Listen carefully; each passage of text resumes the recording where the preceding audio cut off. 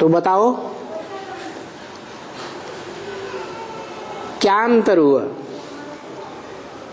शिव ज्ञान सूर्य में और सागर में क्या अंतर हुआ? वो भी ज्ञान सूर्य है, वो भी ज्ञान सागर कहा जाता है।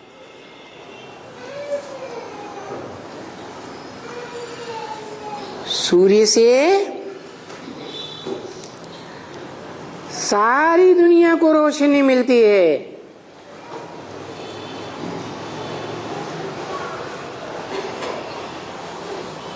सागर,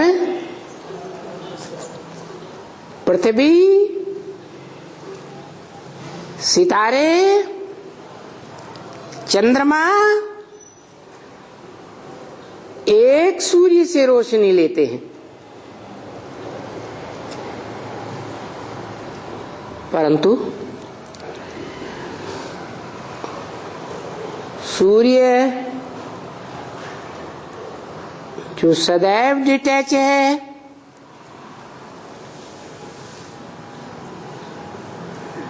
डिटैच होने के कारण किसी के लगाव झुकाव में आता ही नहीं, तो उसकी रोशनी क्षीण होती है क्या? जो लगाव झुकाव में आएगा तो क्षीणता आएगी। दुनिया के जितने भी धर्म पिताएं हैं, ऊंचते ऊंच धर्म पिता हो अल्लाह बलदीन, और चाहे छोटे मोटे धर्म पिताएं हों, सबको संग का रंग लगता है। इसलिए सबके अंदर क्षीणता आती है, क्षरित होते हैं। एक ज्ञान सूर्य है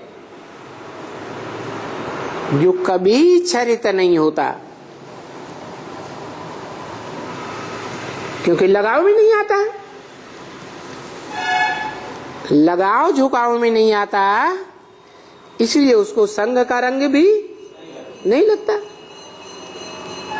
वो जन्म मरण के चक्र से न्यारा है। जन्म मरण का चक्र उनको लगता है जो कर्मेंद्रियों से अटैचमेंट में आते हैं।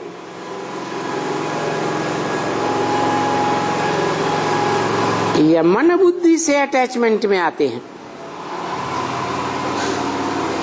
परंतु इन सितारों में, चंद्रमा में, धरणी में और सागर में,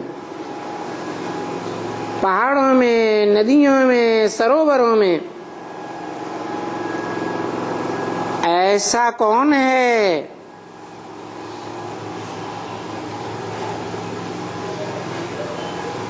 जो सारी पृथ्वी को अटैचमेंट में ले लेता है?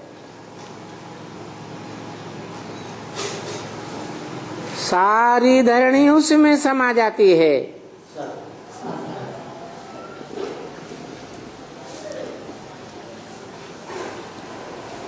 शास्त्रों में लिखा है, जब महाविनाश होता है तो सागर इतना विकराल रूप धारण करता है कि सारी पृथ्वी पर जलमयी हो जाती है।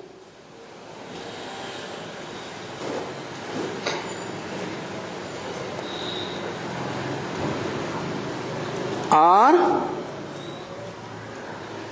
सभी प्राणी मात्र, क्या मनुष्य, क्या जानवर, क्या पशु पक्षी,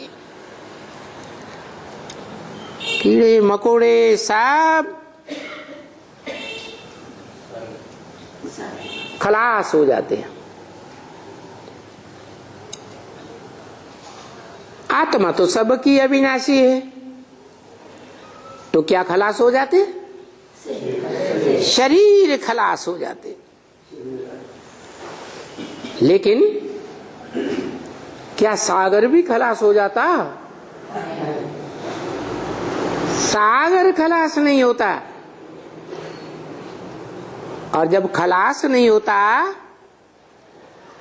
तो सूर्य की सारी रोशनी किसके ऊपर पड़ती है?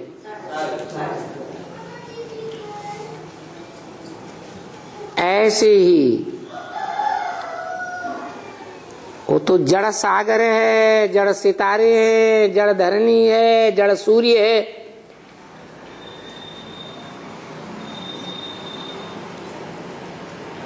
और आत्माएं तो चैतन्य है। उन चैतन्य आत्माओं के बीच चैतन्य ज्ञान सूर्य है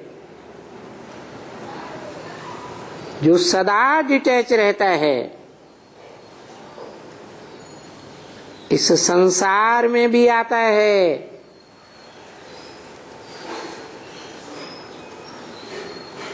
जब ये दुनिया में जो आत्माएं पार्ट बजाती हैं सब कलाहीन हो जाती। जैसे चंद्रमा में सारी कलाएं छलक कलाहीन हो जाती हैं, तो चंद्रमा में घोर अंधियारा फैल जाता है। इसी तरह इस सारी सृष्टि में घोर अज्ञान का अंधकार जब फैल जाता है,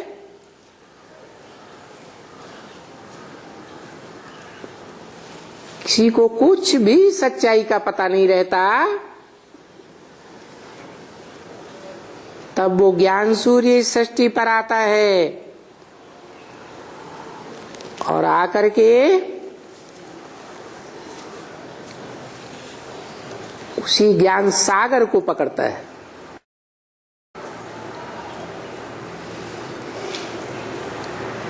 जिस ज्ञान सागर में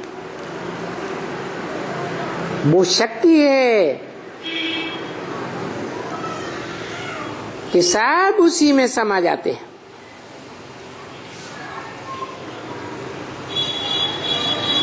धरती के सितारे भी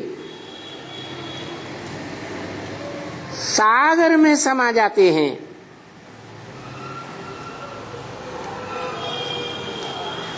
हम बच्चे धरती के सितारे हैं ना,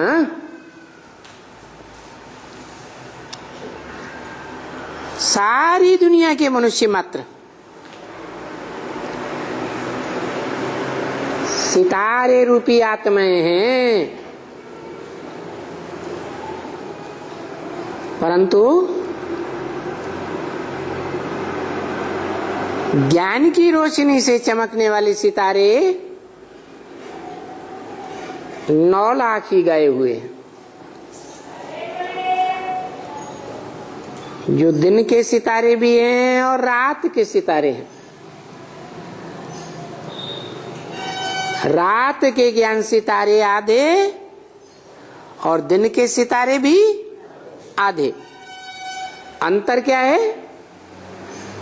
रात के जो चैतन्य ज्ञान सितारे हैं वो अपनी रोशनी को चंद्रमा में तिरोहित नहीं करते हैं पूरा।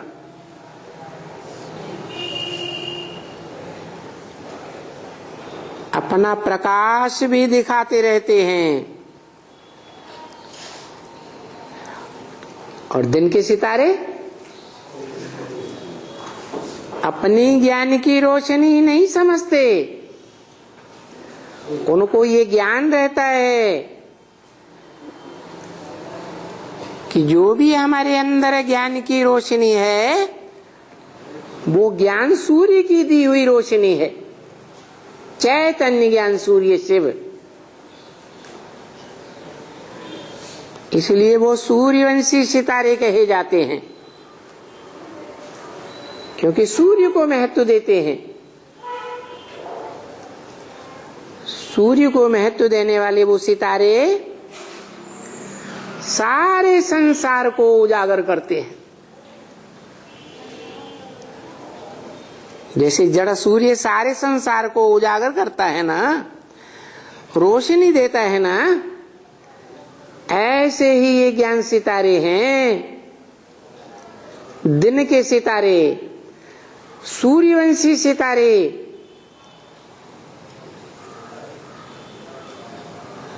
जो 4.5 लाख हैं, और वो 4.5 लाख शुद्ध सूर्यवंशी सितारे उनमें चंद्रमा से निकलने वाले 4.5 लाख सितारे और हैं।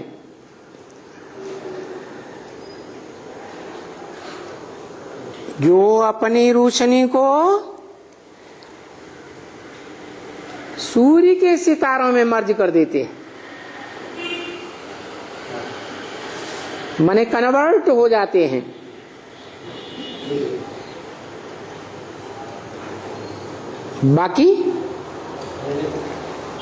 बाकी जो है वो 16 कला संपूर्ण तो नहीं बनते, लेकिन कम कलाओं वाले बनते हैं। जन्ममय जन्म रोशनी कम होती जाती है,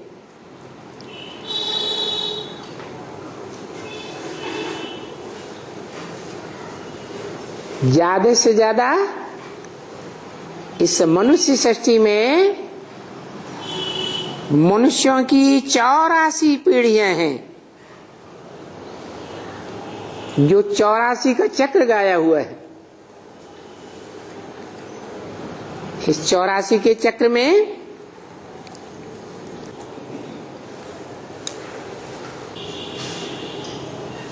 जो पूरे 84 जन्म लेने वाली आत्माएं हैं,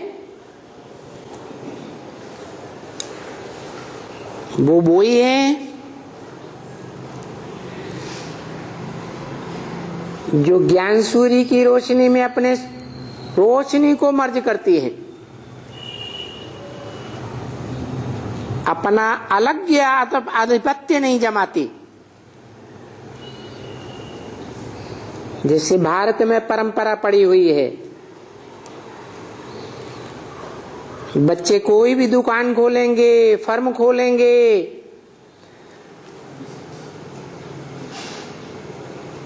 तो अपना नाम आगे नहीं रखते। भारत में ये परंपरा है आदि से ही, सृष्टि के आदि से। किसका नाम रखते? बाप का नाम आगे रखते। रामचंद्र एंड सन्स कंपनी, बाप का नाम बाला करते।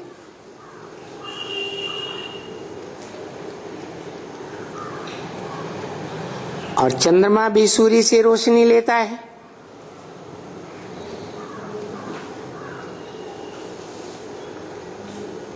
रोशनी लेकर 16 कला संपूर्ण तो बनता है,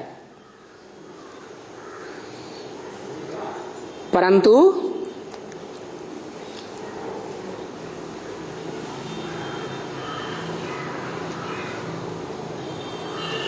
अंत में जाकर बनता है।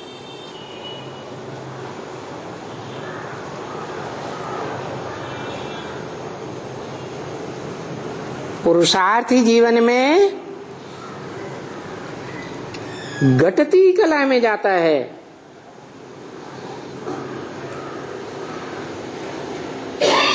जीवन रहते रहते जो पुरुषार्थ करता है कैसी कला में जाता है?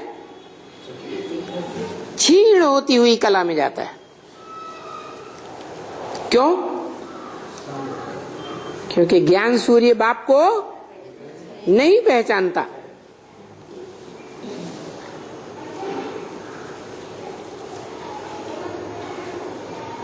फिर जब धीरे धीरे शरीर छोड़ने के बाद